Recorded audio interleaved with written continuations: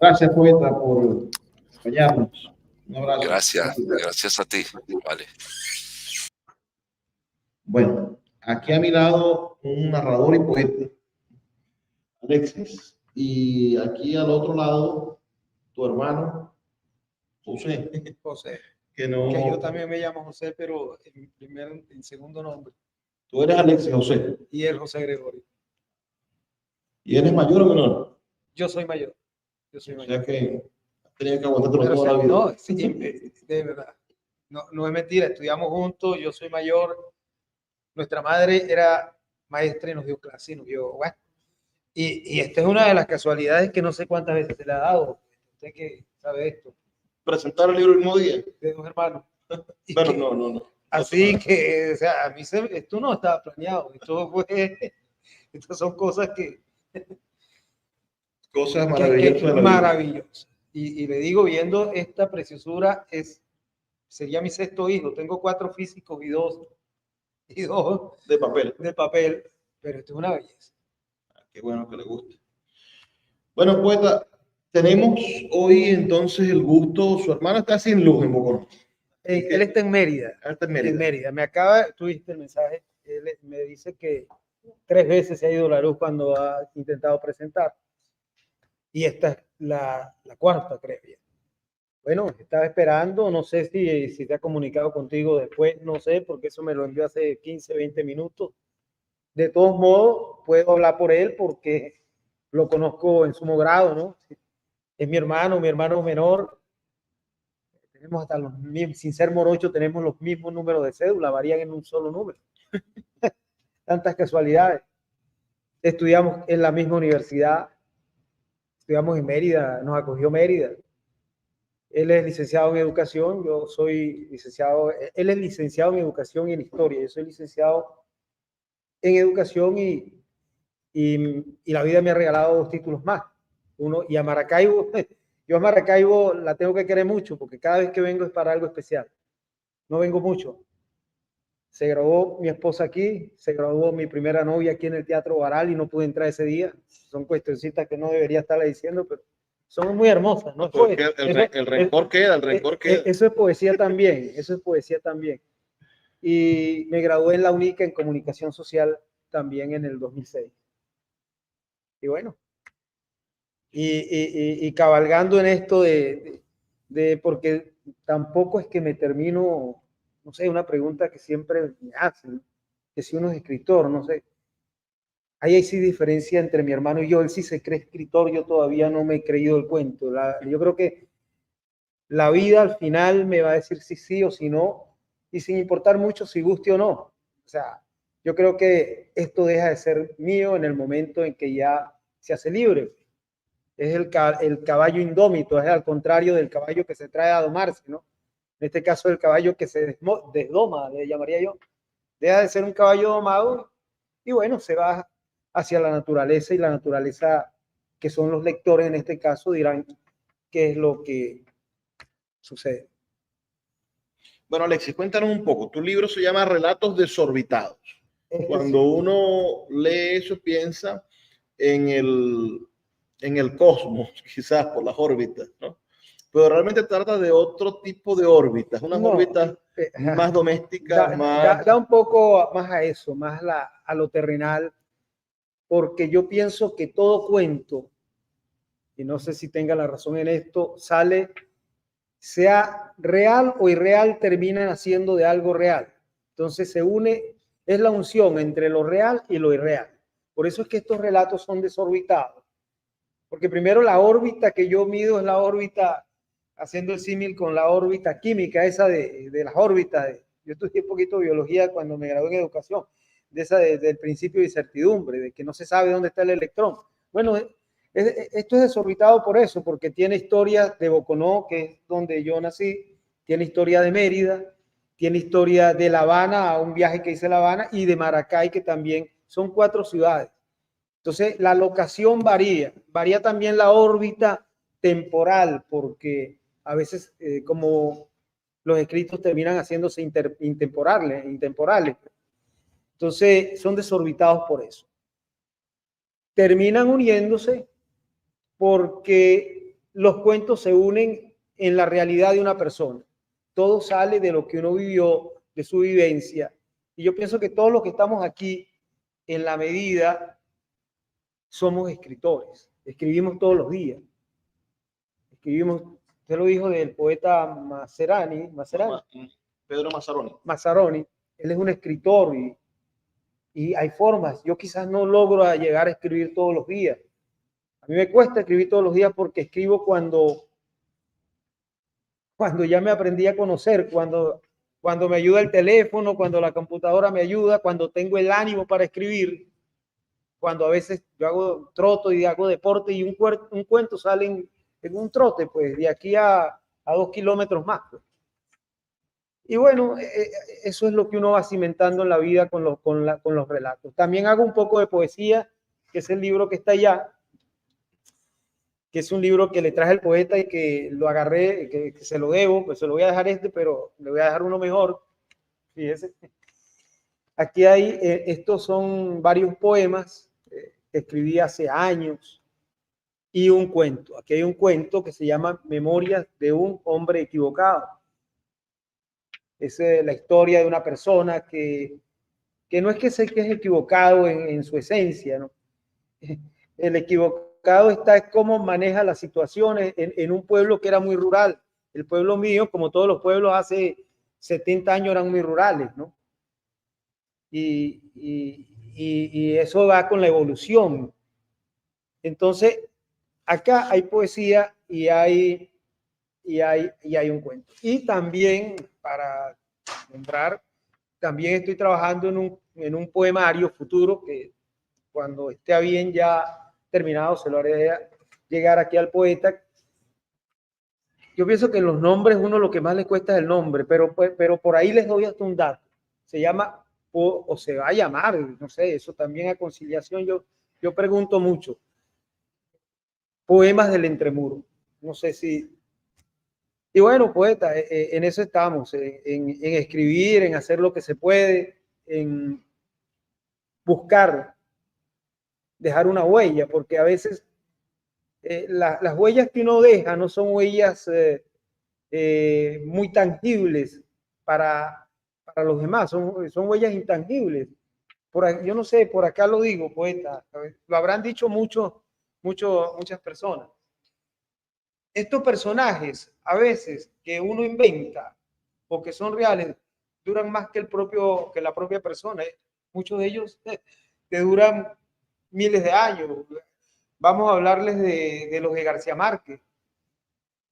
Fermina Daza y Florentino Ariza, en los del amor, en los cuentos del cólera, esos van a perdurar por el tiempo. Cada muchacho que cumpla 15, que cumpla 16 y cada señor que cumpla 70 va a ser un Florentino Ariza y la otra va a ser una Fermina Daza. Entonces, la literatura en sus formas es lo que nos mueve y nos va a seguir moviendo. Nos va a seguir moviendo. No sé, poeta, ¿qué más le puedo decir? ¿Qué más le puedo aclarar? ¿Cuánto tiempo pasó escribiendo estos relatos? Estos, específicos estos. Yo te puedo decir que 3 años. 3 años. 3 años porque fueron, por decir algo, los 2 primeros, que quizás son los más desorbitados de todos, porque no tienen una locación conocida, fue a pedimento de un concurso de espejos que hubo hace como 3 años en una universidad en Galicia, allá en España. Y pidieron que la temática fuese sobre espejos.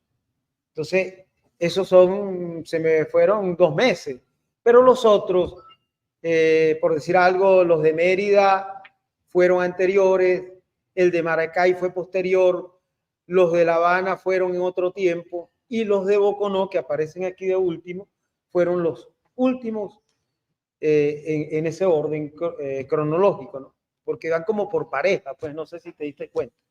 Entonces, yo creo que 3 años para hacer y concatenar todo el libro como tal.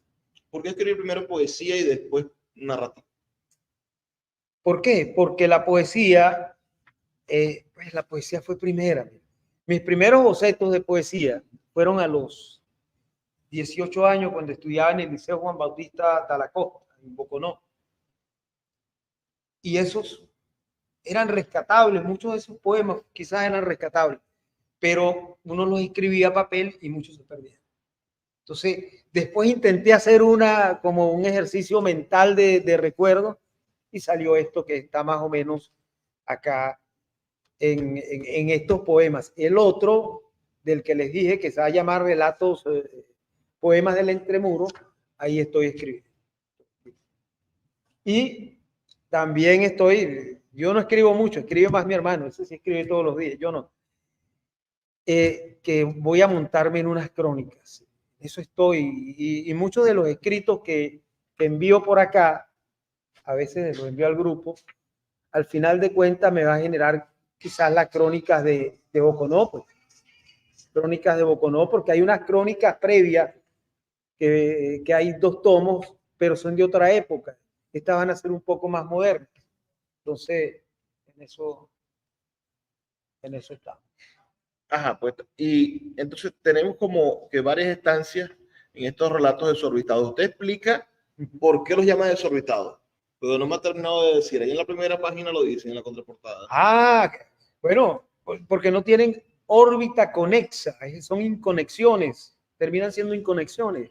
Todo lo que es inconexo está desorbitado. Y no es que sean locos, lo dijo la poeta, ¿no? No. Como dicen, de músico, poeta y loco, todos tenemos un poco, creo que dice el dicho, ¿no? Entonces, esas inconexiones que dice acá lo dice, se lo voy a leer textualmente, dice, estos relatos son el resultado de años vividos que van acumulando indefectiblemente y que dejan como huella imperecedera una serie de recuerdos, de memoria, los cuales se van haciendo recurrentes, corriendo el peligro de que con el paso del tiempo se vayan disipando. En ellos hay vivencias que el tiempo cumple la función de desorbitarlas. Fíjense bien, mis recuerdos de lo que pasó en mis 14 años los tengo, pero ya no están tan fijos en la mente y eso sería un ejercicio de perderle fidelidad a eso, y esa es la desorbitación. Y terminan los cuentos. Yo leyendo hace poco, vuelvo con García Márquez. García Márquez en su escrito por allá escribe sobre todo Fermina Daza y Florentino Ariza, y por allá hace algo que yo quedé, escribe, y sin tener conexión, ¿no? Estamos hablando de las inconexiones. Escribe, y este es el pueblo que vivió Mercedes. Y yo dije, y Mercedes no la ha nombrado en un solo minuto, ni un segundo había nombrado a Mercedes en la otra parte. Resulta que Mercedes es la esposa de él, Mercedes Parcha, ¿no? Entonces, pero él no la nombró y la colocó como una inconexión dentro de ese libro. O sea, que uno si no investiga, termina siendo eso. Hablar sobre lo local, no, usted finalmente termina con unos 2 cuentos sobre Boconó. Sí. ¿Ustedes nacieron en Boconó? Sí. Y en Boconó hay muchos escritores, mucho. Y mucha gente quiere escribir y lo voy a poner en contacto con él. Lo que pasa es que yo... ¿Hay frío en Boconó? No, hay más calor, hay más calor en Boconó que acá. Hoy me están mis hijos preguntando, ¿y cómo está el calor allá? La brisa acá, Boconó están quemando mucho y está demasiado caliente para nosotros, ¿no? Y no, para mí no hay diferencia en estos días. ¿Y qué escribe usted de su Boconó? ¿Qué escribo? Eso es lo que te iba a decir. Yo poco escribo sobre Boconó, porque si no me hago muy localista. Hay mucha gente que escribe y tienen libros allá y terminan siendo muy localistas y no van a salir. O sea, nos vamos a quedar en Boconó. Boconó es lindo y escribe sobre los momoyes. Yo no he escrito no se me da escribir sobre momoyes, ¿no? Aunque algún día lo voy a hacer. Y en un poema mío que está acá, que tampoco, a Boconó casi no le escribí poemas, ni le he escrito poemas, por allá digo, Boconó, llegó tu hora. Eso significa todo, significa que llegó el momento de escribirle un poema. Entonces, hay mucha gente que escribe ya, pero por lo menos es demasiado creo que nos estamos quedando en el localismo y no termina siendo bueno para la escritura. ¿Usted qué sabe más de eso, poeta? Bueno, lo que pasa es que uno debe escribir sobre lo que conoce. Claro. Y termina uno conociendo muy bien a la tierra en que nació.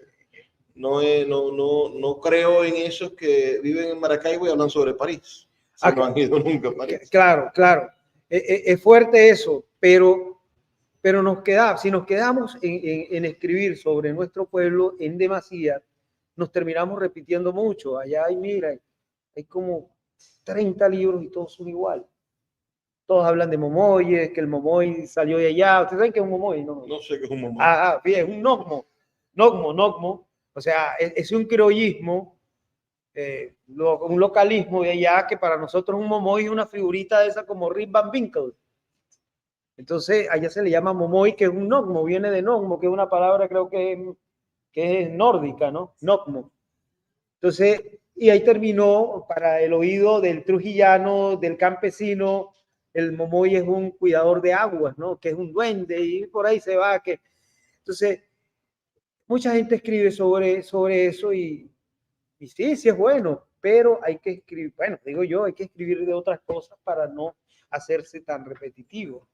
Pedro, que acaba de dejarnos, 2 de sus novelas, no sé si las 3, son sobre un personaje que en un viaje de algún tipo de droga alucinógena vive una experiencia subgénere y es la narración de la cosa. ¿No será eso de los momos y los honguitos y esos que por allá crecen con tanta facilidad? No, yo creo que es la ingenuidad del campesino. Boconó es un pueblo todavía de mucho campo.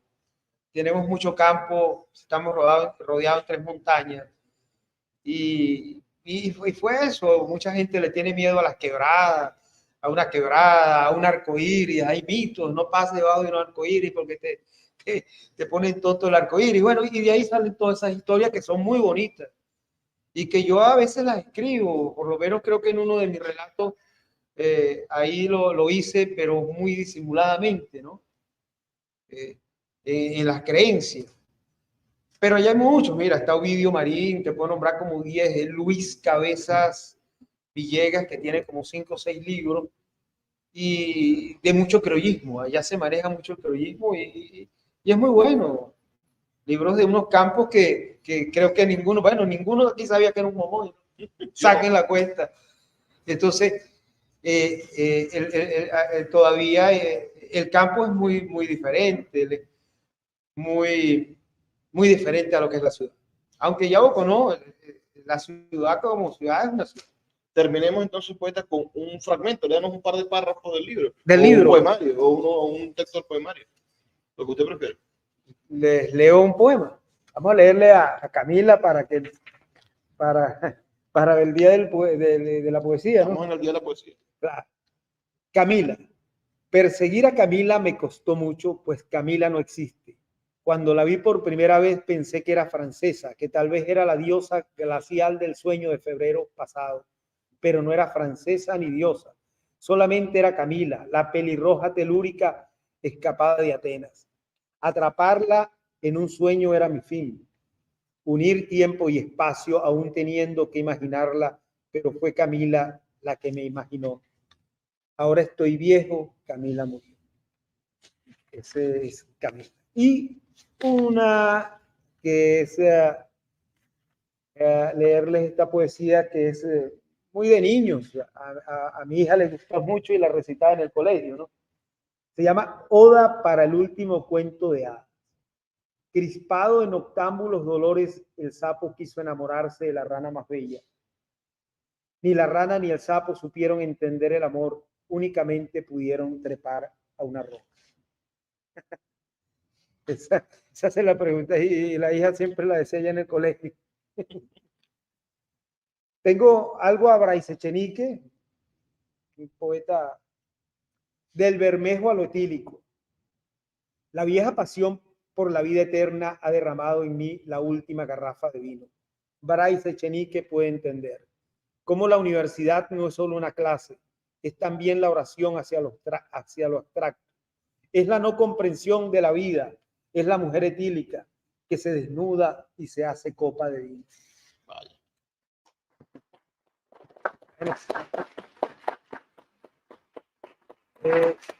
Esa fue mi poesía. Y del libro, pues no sé, vamos a leerle un fragmento porque este colaboró en este parto que lo veo hermosísimo. No lo va a leer todo porque esto no se vende. No.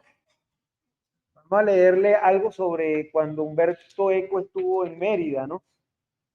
Y tuve la oportunidad de entrar a ver la conferencia, pero no logré encontrar audífonos. Entonces, más o menos es esto. Corría 1993. Habían pasado 3 años desde mi graduación de licenciado en educación en la vieja Universidad de los Andes de Mérida. Eran otros tiempos de una ciudad que se hacía propia, por lo que al retomar con frecuencia a sus espacios que me habían dado tanto, ricos en humores, amores, olores y colores, era sencillo.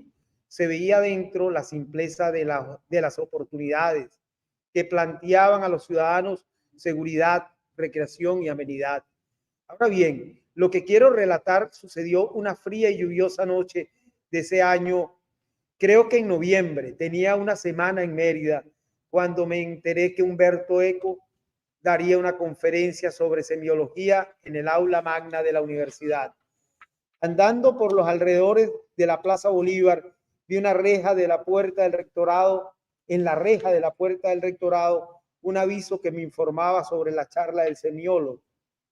Caminé una cuadra más adelante, entré parsimoniosamente a una cafetería y pedí un café marrón claro. Siempre por delante mi gusto por los cafés despintados. No sé por qué nunca me han gustado los cafés tintos, ni mucho menos los amargos. Mientras esperaba pasó una joven entregando folletos que invitaban a la conferencia que dictaría el connotado semiólogo.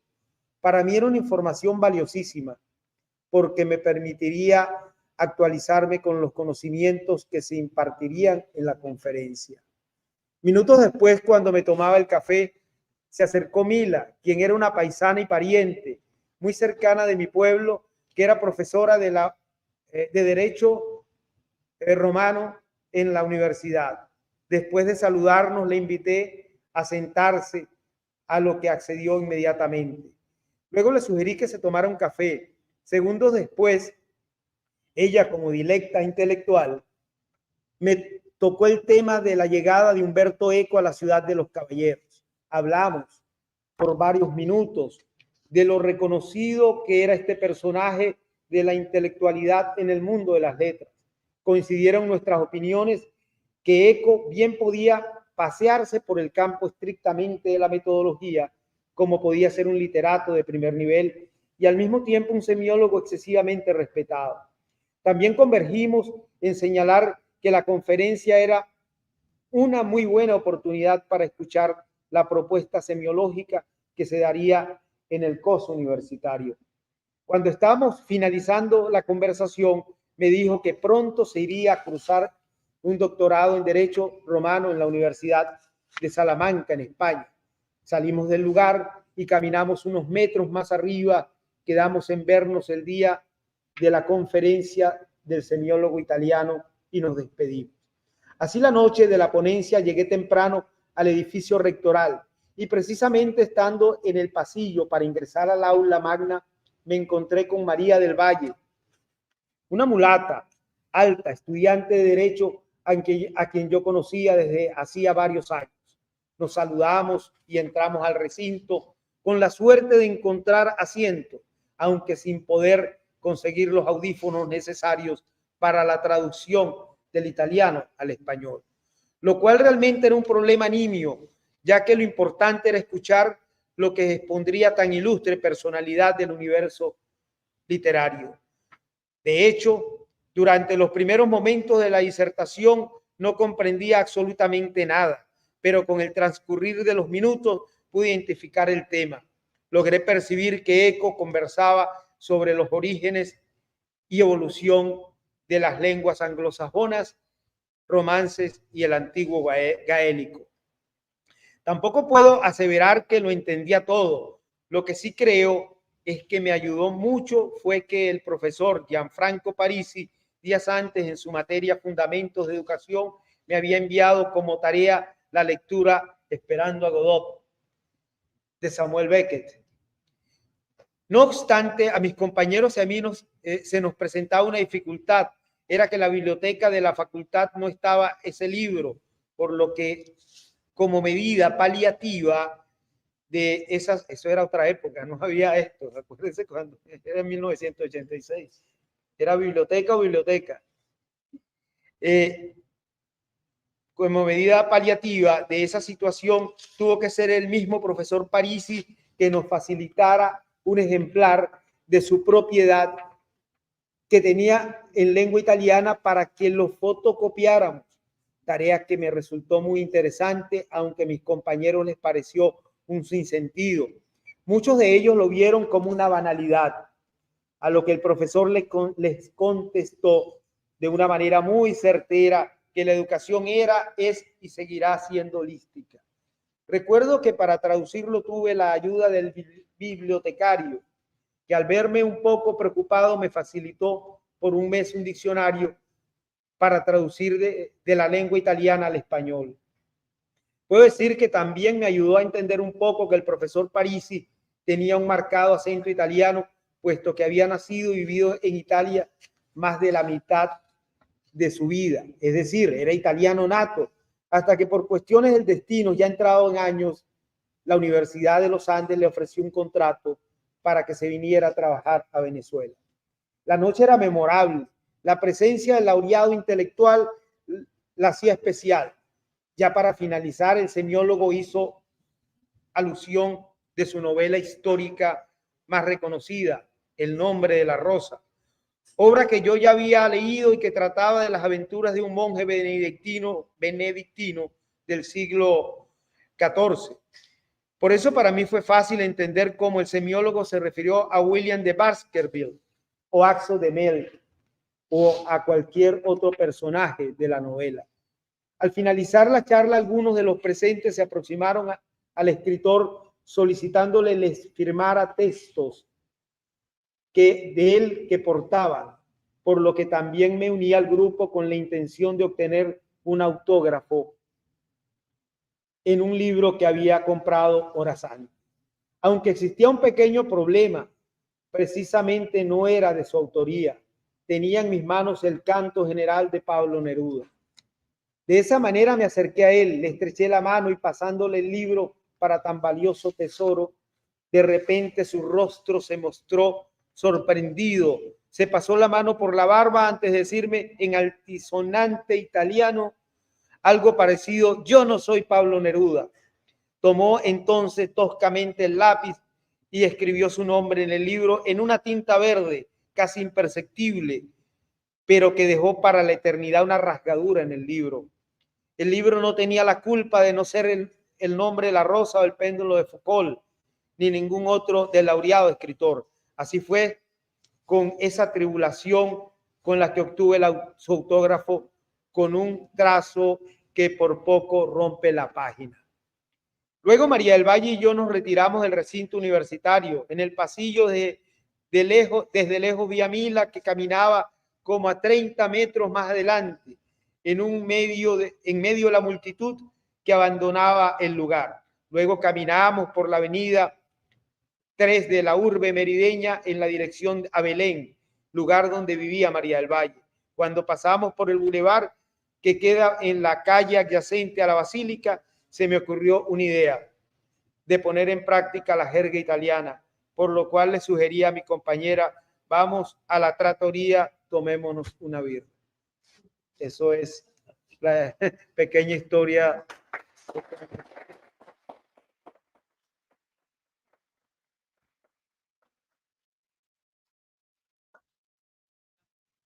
Bueno, querido poeta, gracias por acompañarnos. No, gracias a ahorita usted. nos vamos a la trattoria a tomarnos una birra. Bueno. No, gracias a usted, sumo grado, yo, poeta.